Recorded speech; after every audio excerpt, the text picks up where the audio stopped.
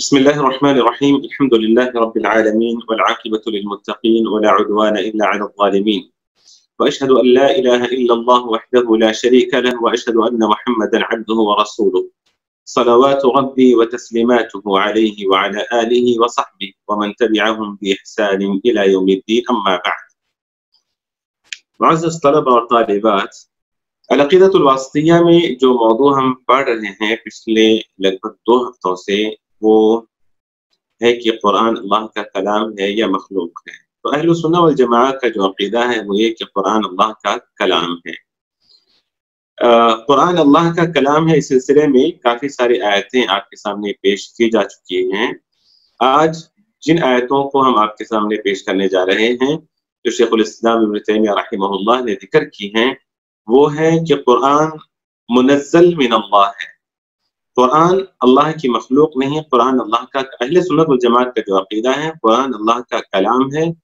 कुरान मुनज़्ज़ल मिन अल्लाह है, यानी कुरान अल्लाह की तरफ से नाज़िल शुदा है और फिर कुरान अल्लाह ही से है और उसी की तरफ कुरान लौट जाएगा। मतलब अल्लाह का कलाम अल्लाह के कलाम अल्लाह की तरफ लौट जाएगा। ये 4 बातें अहले सुन्नह वल जमाअत के अक़ीदे में शामिल हैं। तो पहली बात जो थी कि कुरान अल्लाह का कलाम है, इस सिलसिले में बहुत सारी आयतें शेखुल इस्लाम इब्न तैमिया रहमहुल्लाह ने आपके सामने मतलब अपनी किताब में पेश की, जो आपके सामने पेश की जा चुकी हैं।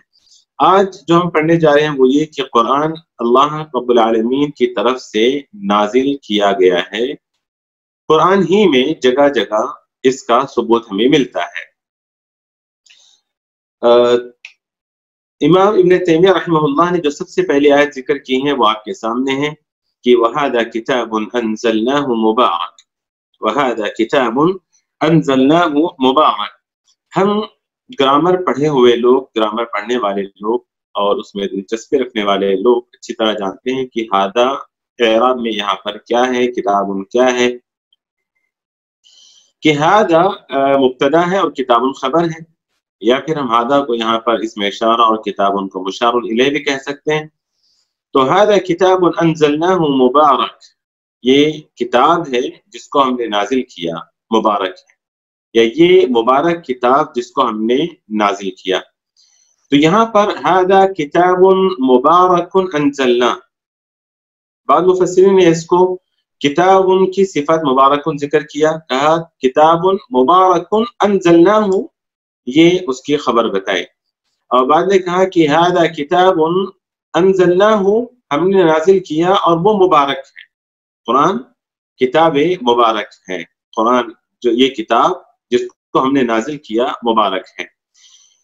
किताबुन मकतूब के माने में है। किताब किसको कहते हैं? किताब कहते हैं उस चीज को जिसको लिखा गया है। इसीलिए आपने कभी कभी अगर यहाँ पर कोई ऑफिशियल लेटर्स लिखने की बात की जाती है कहीं पर, तो वहाँ कहा जाता है कि आप एक किताब लिखें उनके नाम, आप एक किताब उनके नाम लिखें। तो यहाँ पर आप लोग शायद परेशान ना हो जाए, आप में से कोई, माशाल्लाह सब तो पढ़े लिखे हैं आप लोग अरबी, लेकिन फिर भी अगर कहीं आपसे ये कहा जाए कि आप मुदीर के नाम एक किताब लिखें, अरे किताब लिखना है, आप परेशान हो जाएंगे, पता नहीं किस मौजू पे किताब लिखना होगा, वो भी किताब लिखने के लिए कह रहे हैं लोग। तो वहाँ किताब से मुराद एक लेटर ही होता है। तो हर लिखी हुई चीज को अरबी में किताब कहा जाता है, और किताब को भी किताब इसलिए कहा जाता है कि वो भी लिखी हुई होती है। तो यहाँ पर अल्लाह रब्बुल आलमीन ने कुरान को किताब कहा, कुरान को किताब कहा, यानी किताब मकतूब के माने में है कि कुरान लिखी हुई चीज है। और कहाँ लिखी गई है? ये मकतूबुन फिल लौहिल महफूज, ये लौह महफूज में लिख दी गई है। और इसी तरह मकतूबुन फिस सुहुफ अल्लती बिअयदी अस्सफरा, जो बुजुर्ग फरिश्तों के हाथ में जो सहीफे हैं उसमें अल्लाह का कलाम लिखा गया है। और इसी तरह जो हमारे हाथों में भी मौजूद है वो भी किताब की शक्ल में, अल्लाह का कलाम किताब की शक्ल में है, यानी लिखत में मौजूद है, हमारे जो हाथों में भी आजकल है। वहादा किताबुन मुबारकुन अंज़लना। उसके बाद अल्लाह रब्बुल आलमीन ने इस कुरान से मुताल्लिक़ कहा कि ये कुरान मुबारक है, कुरान मुबारक है। इस सिलसिले में कि कुरान मुबारक है किस माने में, कुरान मुबारक है किस माने में, हम लोग कुरान को मुबारक समझते हैं सिर्फ तिलावत करते हुए, या सिर्फ मातम मनाने के लिए, या सिर्फ किसी का इंतकाल हो जाए, किसी की वफात हो जाए तब कुरान बाबरकत है हमारे पास, या फिर कुरान को हम लोग बरकत समझकर बड़ी बुलंदी पर ऐसी जगह पर उठाकर रख देते हैं। जो कुरान हमें जहेज में मिलता है, हमारे लड़कियों को जहेज में कुरान दिया जाता है और वो उसको उठाकर ऐसी जगह हिफाजत से रखती हैं कि फिर उसको एहतराम में छुए भी ना, बच्चे हाथ भी ना लगाए। और फिर निकलता कब है वो कुरान वहां से? जब किसी की वफात हो जाती है, घर में कुछ मातम का मसला होता है, जब कुरान खानी करनी होती है, तो फिर ऐसे लम्हात में हम कुरान को निकालते हैं और धूल, गर्द वगैरह गुबार झटक कर, पोंछ कर फिर उसको पढ़ा जाता है, फिर पूरे एहतराम से उसको वहां पर रख दिया जाता है। तो उम्मत मुस्लिमा का एक बहुत बड़ा तबका कुरान को इन्हीं कामों के लिए इस्तेमाल करता है, मातम में पढ़ने के लिए, या कुरान खाने के लिए, मुर्दों पर पढ़ने के लिए, तावीज़ घंटे बनाने के लिए, या दम झाड़ू फूंक के लिए, इन कामों के लिए कुरान को इस्तेमाल करता है। जबकि कुरान बाबरकत है। किन लोगों के लिए बाबरकत है? इब्न उसैमीन रहमतुल्लाह कहते हैं कि सबसे पहले उन लोगों के लिए जो कुरान को पढ़ते हैं, क्योंकि अल्लाह रब्बुल आलमीन ने कुरान के मुतालिक कहा वनुनज़्ज़िलु मिनल कुरानि मा हुवा शिफ़ाउन व रहमा, कि कुरान को हमने नाजिल किया है और कुरान में वो है जो शिफा है और रहमत है मोमिनों के लिए। तो ये जो हमारे दिलों में बुराइयां हैं उसकी शिफा है। तो बहैसियत शिफा कुरान मुबारक है। कुरान बाबरकत है उस शख्स के लिए जो कुरान में गौर फिक्र करता है और तदब्बर करता है। तो कुरान बाबरकत है उस शख्स के लिए जो कुरान में गौर फिक्र करता है, तदब्बर करता है, तफक्कुर करता है। कुरान मुबारक है उस शख्स के लिए जिसके दिल में मर्ज है, जो बीमारी है, यानी बीमार दिलों के लिए कुरान। तो कुरान मुबारक है। कुरान की पैरवी, कुरान में गौर फिक्र करने वालों के लिए कुरान मुबारक है। कुरान की जो इत्तेबा करते हैं तो उसकी इत्तेबा में कुरान की बरकत है। कुरान की बरकत उन लोगों को नसीब होती है जो कुरान की पैरवी करते हैं, कुरान की पैरवी करते हैं। और कुरान जैसा कि अल्लामा इब्न सादी रहमतुल्लाह ने कहा कि इन्नहु बित्तदब्बुरि फी, कुरान में कुरान बाबरकत है। कुरान बाबरकत है उस शख्स के लिए जो कुरान में तदब्बर करता है। कहा कि इन्नहु बित्तदब्बुरि फीहि वत्तअम्मुलि लिमआनीहि वइआदतुल फिक्रि फीहा मर्रतन बअद मर्रतिन तुदरकु बरकतुहु व खैरुहु। अल्लाहु अकबर। कहा कि कुरान की बरकतें लूटना चाहते हो आप, कुरान की बरकतें हासिल करना चाहते हो, तो सिर्फ पढ़ने में नहीं बल्कि तदब्बर करें, गौर फिक्र करें, बार बार पढ़ें, बार बार गौर फिक्र करें। जितनी मर्तबा पढ़कर, जितनी मर्तबा कुरान की आयतों पर गौर फिक्र करेंगे आप, तो कुरान की बरकतें और उसके खैर आपको नसीब होंगे और उसके खैर और बरकत से आप मुस्तफीद होंगे। अल्लामा इब्न उसैमीन रहमतुल्लाह कहते हैं कि बरकतुल कुरान फी तिलावति व तदब्बुरिही वल अमली बिही, कुरान की बरकत कुरान की तिलावत में है, कुरान की बरकत उसके तदब्बर में है, कुरान की बरकत उस पर अमल करने में है। इसी तरह शेख बदर बिन नासिर अल बदर, बहुत बड़े आलिम दीन हैं, कहते हैं कि इन अहम मा यूसा बिही अर्राजी बरकतल कुरान व नफ़अहु والإخلاص وإخفاء العمل والتأثر به وبخاصة البكاء عند تلاوته। الله أكبر। कहते हैं कि सबसे अहम नसीहत, जो इंसान कुरान की बरकतें लेना चाहता है, कुरान के फायदे, कुरान से फायदा उठाना चाहता है, तो सबसे पहले वो इखलास अपने अंदर पैदा करे। और फिर जो कुरान पढ़कर जो अमल कर रहा है उसको छुपाए, रियाकारी से काम ना ले। मैंने 5 बार खत्म किया, मैंने 4 बार खत्म किया, मैंने इतने बार खत्म किया, तुमने कितने बार खत्म किया, उसकी बरकतें, उसकी रहमतें, उसका नफा खत्म हो जाता है वहीं पर। कुरान की बरकतें लूटना चाहते हैं तो इखलास अता करें अपने अंदर, रियाकारी से बचें। जो आप पढ़ रहे हैं छुपाएं उसको। और कहा कि कुरान पढ़ते हुए हमारे दिल मुतासिर हो, कुरान पढ़ते हुए हमारे दिल मुतासिर हो, हमारी आंखों से आंसू निकले कुरान को पढ़ते और उसको सुनते हुए, तो कुरान की बरकतें आप सबको नसीब हो जाएंगी। कुरान की बरकतें बेशुमार हैं। اس کو گنا نہیں جا سکتا یہاں پر، اس کو یہاں پر مکمل طور پر گنا نہیں جا سکتا ہے، لیکن اتنا کافی ہے کہنا کہ قرآن کی برکت اس کو پڑھنے میں، قرآن کی برکت حاصل کرنا چاہتے ہیں اس پر غور و فکر کرنے میں، اس پر عمل کرنے میں۔ اسی طرح قرآن کی برکت دیکھیں، جو شخص قرآن کو پڑھتا ہے، سبحان اللہ، پیارے نبی صلی اللہ علیہ وسلم نے کتنی بڑی بات کہی کہ ایک حرف پڑھیں گے تو 10 نیکیاں۔ کوئی اگر قرآن کا کوئی ایک لفظ قال، کان، قل، ہوا کہہ دے، بس ہوا کہہ دے، بس یہ سوچ کر یہ قرآن کا ایک لفظ ہے، ہوا، 20 نیکیاں اس کو مل گئی، کیونکہ اس میں 2 حرف ہے۔ قل کہہ دے، 20 نیکیاں اس کو مل گئی۔ قالا کہہ دے، 30 نیکیاں اس کو مل گئی۔ اللہ اکبر، سبحان اللہ،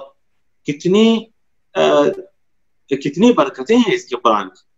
یہی وجہ ہے کہ قرآن کو پڑھ کر اس کی برکتوں سے فائدہ اٹھایا جنہوں نے، انہوں نے دنیا کے مشرق و مغرب پر حکومت کی، دنیا کے مشرق و مغرب پر حکومت کی۔ جنہوں نے قرآن کو پڑھا، قرآن پر غور و فکر کیا، قرآن پر تدبر کیا، انہوں نے مشرق و مغرب پر حکومت کیا۔ اور اگر آج بھی مسلمان، آج بھی امت مسلمہ ویسے ہی قرآن کو تھام لے، اس پر غور و فکر کرے، تدبر کرے اور قرآن میں موجود احکامات پر عمل کرے، تو اللہ کی قسم وہ دن دور نہیں کہ مسلمان پھر سے مشرق و مغرب پر حکومت کرنے لگ جائیں گے۔ اس کے بعد تو بہرحال یہاں پر اس پوری آیت کریمہ میں جو شاہد ہے ہمارے لیے وہ یہ ہے کہ کتاب انزلناہ، یہ لفظ انزلناہ اس بات کا ثبوت ہے کہ قرآن منزل من اللہ ہے۔ شیخ اس کے بعد جی میں یہ پوچھنا چاہ رہی تھی، آپ نے کہا نا کہ جو پڑھیں تو وہ نہ بتائیں، تو یہ اس سینس میں ہے نا کہ جو تلاوت کرے جتنی دفعہ، یہ نہیں کہ جو سکھانے کے لیے، وہ تو اللہ کے رسول صلی اللہ علیہ وسلم نے اس کی تو ترغیب دی ہے نا کہ جو پڑھ کے دیکھیں آمین، آپ نے خود کہہ دیا کہ دکھانے کے لیے اور سکھانے کے لیے فرق ہے نا بہت بڑا۔ جی جی، تو منع کیا گیا دکھانے سے، سکھانے سے نہیں، جی منع کیا گیا دکھانے سے، سکھانے سے نہیں۔ تو یہاں پر اسی لیے میں نے کہہ دیا تھا کہ ریاکاری سے بچے، اخلاص پیدا کرے پڑھتے ہوئے، اخلاص۔ تو ایک بندہ سکھاتے ہوئے بھی اگر دکھاتا ہے تب بھی اس کا عمل مردود ہے، تب بھی اس کا عمل مردود ہے نا جی بندہ۔ ہاں، تو یہاں پر جو بات ہم نے کہی وہ یہ کہ ریاکاری سے بچے۔ بس جس طرح کی ریاکاری ہمارے اندر آ چکی ہے کہ قرآن پڑھتے ہیں، ہم سب کو بتاتے ہیں کہ ہم قرآن پڑھ رہے ہیں، ہمارے گھر میں قرآن سب لوگ مل کے پڑھتے ہیں، ہر مہینہ ختم کرتے ہیں، ہر ہفتہ ختم کرتے ہیں، امی ختم کرتی ہیں، ابو ختم کرتے ہیں، میں ختم کرتا ہوں۔ تو یہ ایک طرح سے ایک شو بازیاں شروع ہو گئی ہیں آج کل۔ بلکہ آمینہ، اللہ ہم سب کی حفاظت کرے، علم سیکھنے اور سکھانے والوں کی اللہ حفاظت فرمائے یا رب۔ آج کل تو سیکھنے، قرآن کو سیکھنے سکھانے والوں میں بھی یہ ساری چیزیں آ گئی ہیں۔ یعنی کہاں ہمارے اندر ریا، کہاں سے ریا چھلکتا ہے، دیکھیں کدھر سے یعنی واقعی غالباً ابن عثیمین رحمہ اللہ نے اپنے درس میں ذکر کیا ہے کہ اتنی نازک اور اتنا مطلب اتنی خفیف چیز ہے یہ کہ آپ محسوس نہیں کرتے، یہ چیز آپ کے اندر داخل ہو جاتی ہے۔ بہت مشکل ہے اس سے بچنا، بہت مشکل ہے، لیکن بچنے کی تعلیم دی گئی ہے ہمیں۔ بہت مشکل ہے ریاض سے بچنا، ریاکاری سے بچنا، لیکن بچنے کی ہمیں کوشش کرنی چاہیے۔ جب بھی اس طرح کا خیال آئے، میں نے دیکھا ہے اپنے اساتذہ کو، علماء کو، دوران درس پڑھتے پڑھتے اچانک سے رکتے ہیں، اعوذ باللہ من الشیطان الرجیم، فوراً سے یعنی تھوکتے بائیں جانے، بار بار اعوذ باللہ پڑھتے، اللہ اکبر۔ یعنی یہ کہ پڑھاتے ہوئے اچانک سے دل میں خیال آ رہا ہے کہ میں تو بہت بڑا شیر بن گیا ہوں، اتنے سارے لوگ مجھے سن رہے ہیں اور میں تو فلاں ہوں اور اللہ ہوں، تو فوراً سے استعاذہ ہمیں کرنے کی ضرورت ہے۔ اللہ تعالیٰ ہم سب کی حفاظت فرمائے یا رب۔ آپ سب بھی میرے لیے دعا کریں کہ اللہ مجھ میں اخلاص عطا فرمائے، میں بھی آپ سب کے لیے دعا کروں گا انشاءاللہ کہ اتنی خطرناک چیز ہے یہ، تو سکھاتے ہوئے بھی ہم دکھانے لگ جاتے ہیں تو پھر ہمارا عمل مردود ہو جاتا ہے۔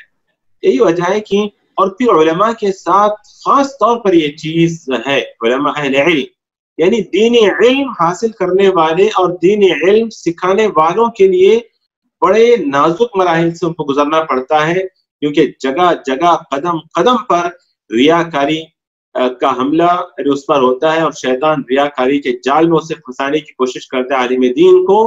یہی وجہ ہے کہ قیامت کے دن اسی کے ذریعے تو جہنم بھڑکائی جائے گی۔ اللہ اکبر، اللہ اکبر، اللہ اکبر۔ اللہ ہم سب کی حفاظت فرمائے۔ نسأل اللہ لی ولکم العافیہ۔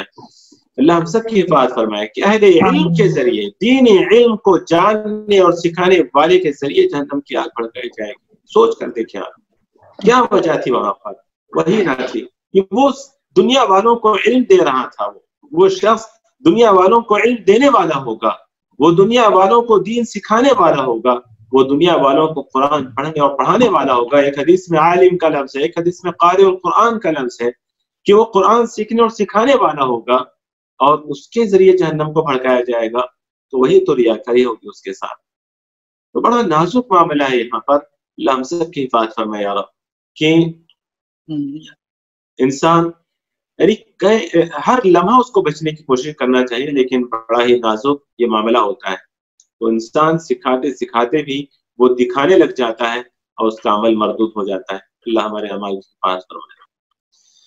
تو بہرحال اس آیت کریمہ میں جو ہمیں لینے والی بات ہے وہ ہے کہ کتاب هذا کتاب انزلناہ، یہ لفظ یا یہ جملہ اس آیت کا، یہ اس بات کا ثبوت ہے، اس بات کی دلیل ہے کہ قرآن اللہ رب العالمین کی جانب سے منزل ہے۔ دوسری آیت کریمہ جو شیخ الاسلام ابن تیمیہ رحمہ اللہ نے ذکر کی ہے وہ ہے کہ لو انزلنا هذا القرآن على جبل لرأيته خاشعا متصدعا من خشية الله۔ الله أكبر، لو انزلنا هذا القرآن على جبل لرأيته خاشعا متصدعا من خشية الله۔ اللہ اکبر۔ انسان سمجھتا ہے کہ پتھر بہت سخت ہوتا ہے، اور پہاڑ تو اس سے بھی زیادہ سخت، پہاڑ اس سے بھی زیادہ سخت، اور ہماری زبانوں میں تو ہم مثال دیتے ہیں کہ بھئی دیکھو تیرا دل پتھر ہو چکا ہے، تیرا دل پتھر ہو چکا ہے۔ تو ہم کیوں کہتے ہیں، کیوں یہ مثال استعمال کرتے ہیں؟ ہم یہ سمجھتے ہیں کہ پتھر سب سے سخت ہے، لیکن اللہ کہتا ہے کہ انسان کا دل پتھر سے بھی سخت ہو جاتا ہے۔ اللہ نے کہا ثم قست قلوبکم من بعد ذلك فهي كالحجارة او اشد قسوة۔ پتھر کی طرح انسان کا دل بھی ہو جاتا ہے، بلکہ بعض مرتبہ پتھر سے زیادہ سخت ہو جاتا ہے۔ آگے کہا ثم قست قلوبكم بعد ذلك فهي كالحجارة او اشد قسوة وان من الحجارة لما يتفجر منه الانهار وان منها لما يشقق فيخرج منه الماء وَإِنَّ مِنْهَا لَمَا يَهْبِطُ مِنْ خَشْيَةِ اللَّهِ۔ اللہ اکبر۔ جس پتھر کو ہم سخت سمجھتے ہیں اور پتھر دل کہتے ہیں، کہہ کر سخت دل اور مردہ دل کو پتھر سے مثال دیتے ہیں، اللہ کہتا ہے کہ نہیں، پتھر تو ایسے ہیں جن پر مسلسل بارش پڑے یا پانی پڑے تو وہ پتھر ٹوٹتا ہے، اور کہا لَمَا يَتَفَجَّرُ مِنْهُ الْأَنْهَارُ وَإِنَّ مِنْهَا لَمَا يَشَّقَّقُ فَيَخْرُجُ مِنْهُ الْمَاءُ، اس سے پانی نکلنے لگتا ہے، اور بعض پتھر ایسے ہیں جو اللہ کی خشیت سے اوپر سے نیچے گرتے ہیں۔ تو مردہ دلوں کو پتھر دل کہنا بھی ٹھیک نہیں ہے، کیونکہ اللہ نے کہا کہ وہ دل تو پتھروں سے بھی زیادہ سخت ہو چکے ہیں۔ یہاں پر اللہ رب العالمین نے دیکھیے قرآن اللہ کا کلام ہے، اس کی تاثیر کا اندازہ لگائیں آپ کہ اللہ نے کہا کہ اگر ہم اس کلام کو، اس قرآن کو اگر ہم پہاڑ پر نازل کر دیں تو تم دیکھو گے کہ یہ اللہ کی خشیت سے یہ ذلیل و خوار ہو کر یہ چور چور ہو جائے گا، یہ چکنا چور ہو جائے گا۔ اللہ رب العالمین نے اتنی بڑی بات کہی ہے قرآن کی تاثیر ذکر کرتے ہوئے، لو انزلنا هذا القرآن على جبل لرأيته خاشعا متصدعا من خشية الله، من خشية الله۔ تو یہ پہاڑ جو اس قدر سخت کہلاتا ہے، زمین کو روکے ہوئے ہیں اپنی سختی میں، مثال ہے اس پہاڑ کے بارے میں۔ اللہ نے کہا کہ اس پر بھی اگر یہ قرآن نازل کر دیا جائے تو وہ بھی اللہ کی خشیت سے چکنا چور ہو سکتا ہے، اللہ کی خشیت سے چکنا چور ہو سکتا ہے۔ लेकिन सोच कर देखें ये कैसे दिल है हमारे, कैसे दिल है हमारे जिन पर कुरान नाजिल होता है या जिन पर कुरान पढ़ा जाता है, तो जरा पर उसका असर हम महसूस नहीं करते। जबकि अहले ईमान के मुताबिक आता है कि वइज़ा तुलियत अलैहिम आयातुहु ज़ादतहुम ईमाना व अला रब्बिहिम यतवक्कलून, अहले ईमान के सामने जब कुरान की आयतों की तिलावत की जाती है तो उनका ईमान बढ़ जाता है। ये अहले ईमान की निशानी है। लेकिन जो लोग कुरान पढ़कर या जिन पर कुरान पढ़ा जाता है, अगर वो कुरान पढ़कर भी मुतासिर नहीं होते हैं तो इल्जाम कुरान को ना दें, अपने दिल को चेक करें, अपने गिरबान में झांक कर देखें कि आपका दिल किस कदर बेहिस और मुर्दा हो चुका है। कहते हैं कि मैं कुरान पढ़ता हूँ मुझ पर असर ही नहीं होता, तो मसला कुरान से नहीं है, मसला मेरे और आपके दिल का है जो कि मुर्दा हो चुका है।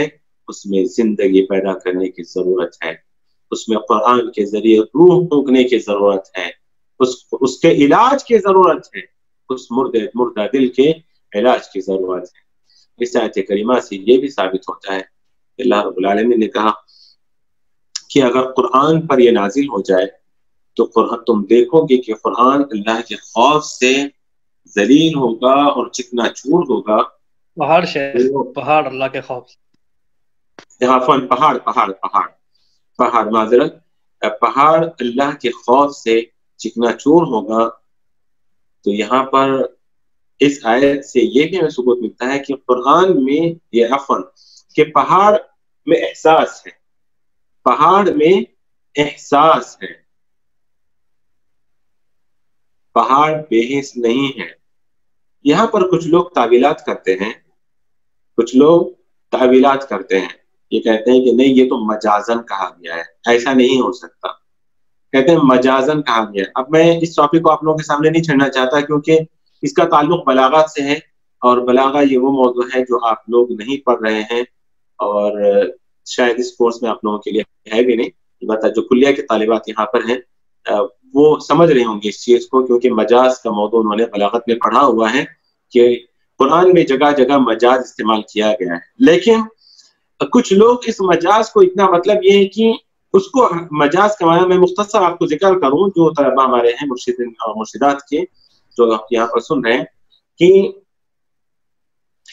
मजाज का माना ये है कि हकीकी माने नहीं लिए जाते, लफ्ज के हकीकी माने नहीं लिए जाते हैं वहां पर, बस इतनी सी बात है उसमें। जैसा यहाँ पर कहा गया कि हकीकी माने से हटकर दूसरा माना लिया जाता है, उसको मजाज का, उर्दू में लफ्ज इस्तेमाल होता है, मजाज का लफ्ज इस्तेमाल होता है, किनाये का लफ्ज इस्तेमाल होता है, इसी तरह उर्दू में बहरहाल ये दोनों लफ्ज भी उर्दू में मुस्तामल हैं। तो मतलब ये कि जो उर्दू जानते हैं वो लोग मजाज को समझते हैं। तो बहरहाल यहाँ पर कुछ लोग तावील करते हुए कहते हैं कि कुरान में जो ये आयत नाजिल हुई है इसमें मजाज है, ये हकीकी माने में पहाड़ चिकनाचूर नहीं होगा, ये बस मजाजन कहा गया है। अस्सलाम वालेकुम शेख साहब, ये मजाजी खुदा के लिए जो इस्तेमाल होता है वही मजाज है ना? हाँ बिल्कुल, मजाजी खुदा जो कहते हैं कि शोहर तुम्हारा मजाजी खुदा है, वो इसलिए कहते हैं क्योंकि रसूलुल्लाह सल्लल्लाहु अलैहि वसल्लम ने कहा कि अगर मैं औरत को सजदे का हुक्म देता तो अगर किसी को सजदे का हुक्म देता तो औरत को हुक्म देता कि वो अपने शौहर को सजदा करे। तो इसलिए मजाजी खुदा, लेकिन लफ्ज ठीक नहीं है वो, लेकिन फिर भी वो लफ्ज ठीक नहीं है।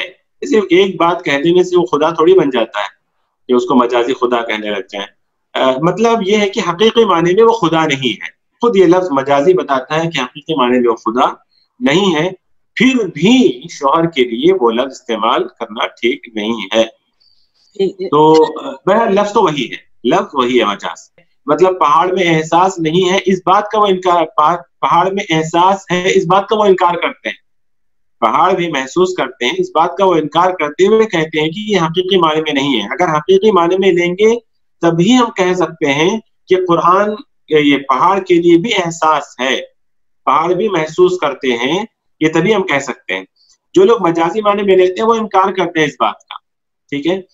तो बहरहाल مجاز تو قرآن میں ہے، لیکن جس چیز کو اللہ تعالیٰ نے ثابت کر دیا ہے، جس چیز کو اللہ نے ثابت کیا ہے، وہاں پر اس کو حقیقی معنی میں لیے بغیر مجازی معنی میں لینا یہ بہت بڑی غلطی ہے۔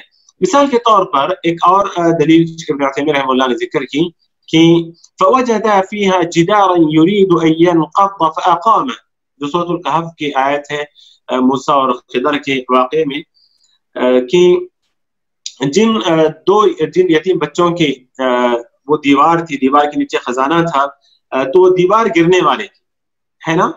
تو اللہ رب العالمین نے کیا کہا؟ فوجد فيها جدارا، اس قریے میں انہوں نے ایک دیوار پائی، یرید ان ينقض، تو یرید کا فاعل کون ہے بتائیں مجھے، جو عربی پڑھنے والے، یرید کا فاعل کون ہے؟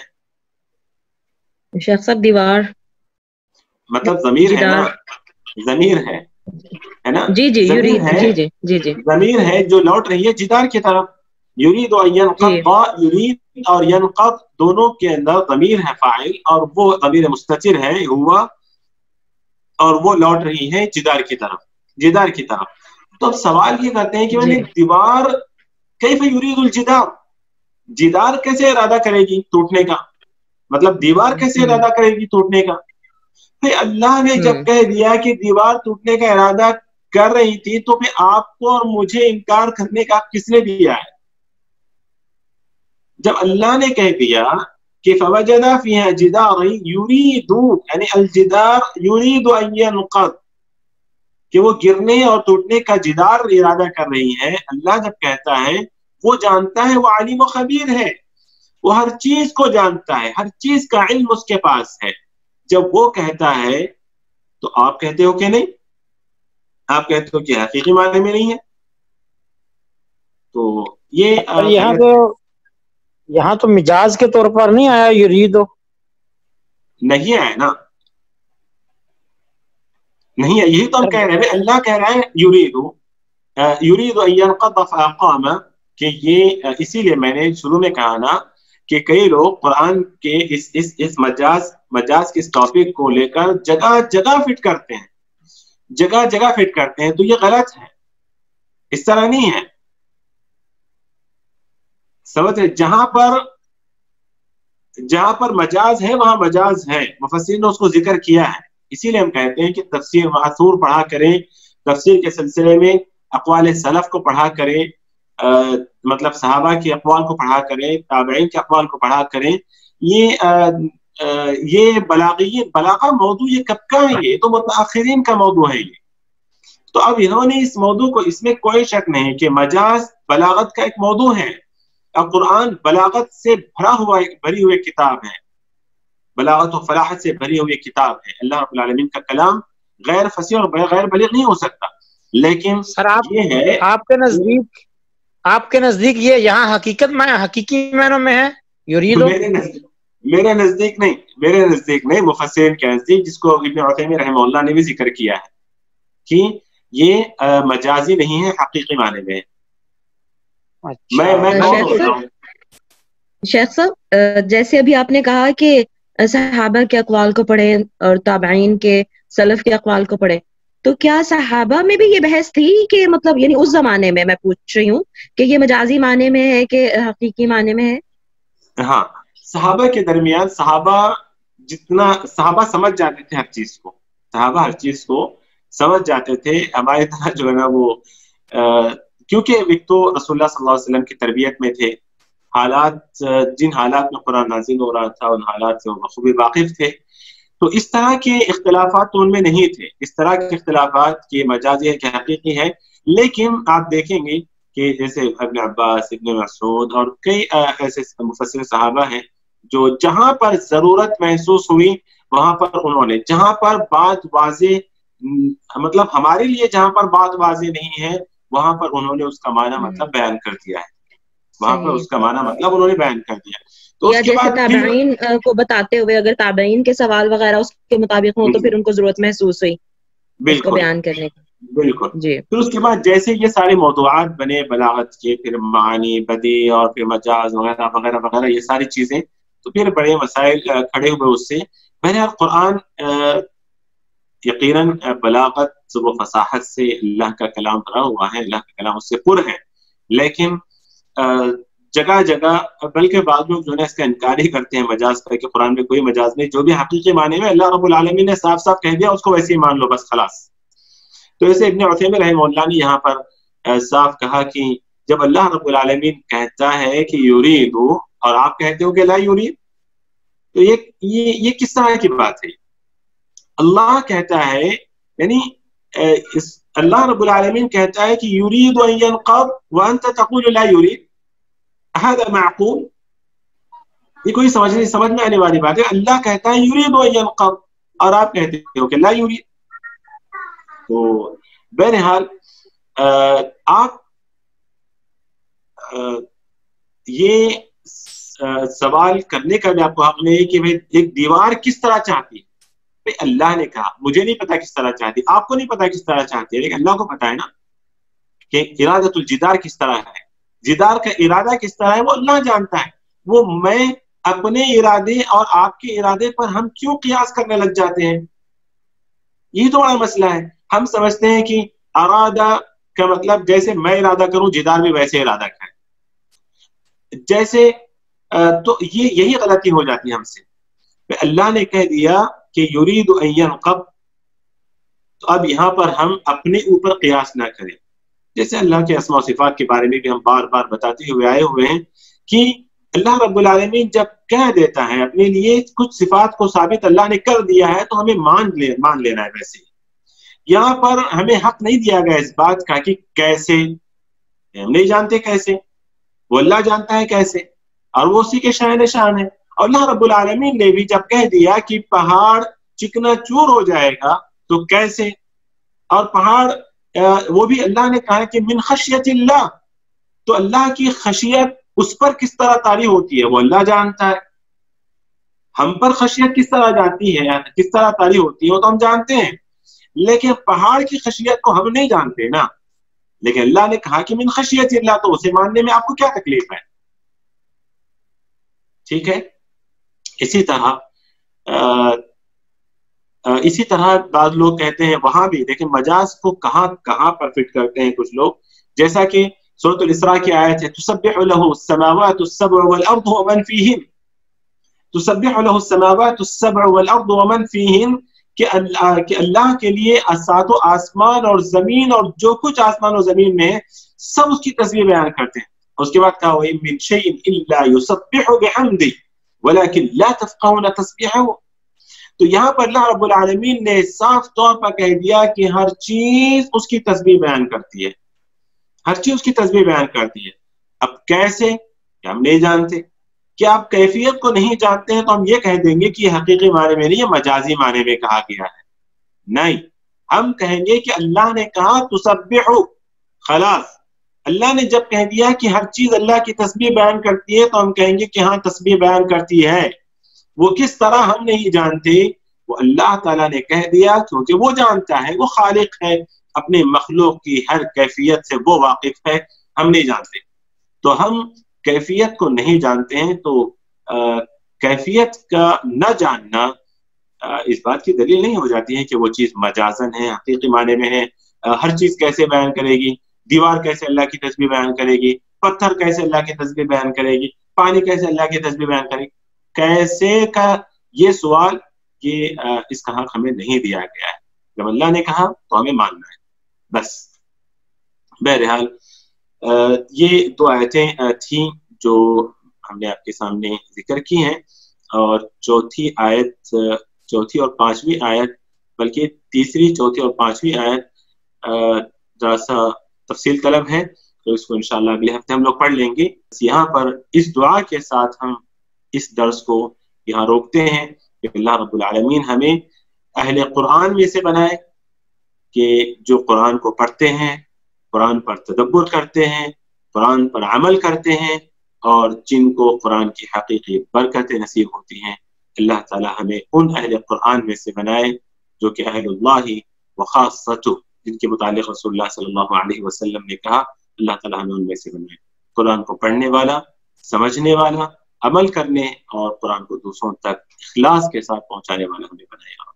आमीन। वसल्लल्लाहु وصلى وبارك على نبينا محمد وعلى آله وصحبه أجمعين والحمد لله رب العالمين.